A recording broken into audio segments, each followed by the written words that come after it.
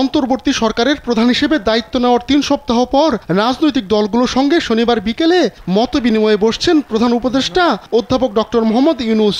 শনিবার বিকেল ৩টায় রাষ্ট্রীয় অতিথি ভবন যমুনায় এই মতবিনিময় শুরু হবে বলে প্রধান উপদেষ্টা দপ্তরের প্রেস উইংয়ের একজন কর্মকর্তা জানিয়েছেন। রাত ৮টা পর্যন্ত টানা ৫ ঘন্টা মতবিনিময়ের কথা রয়েছে প্রধান উপদেষ্টার দৈনন্দিন সূচিতে।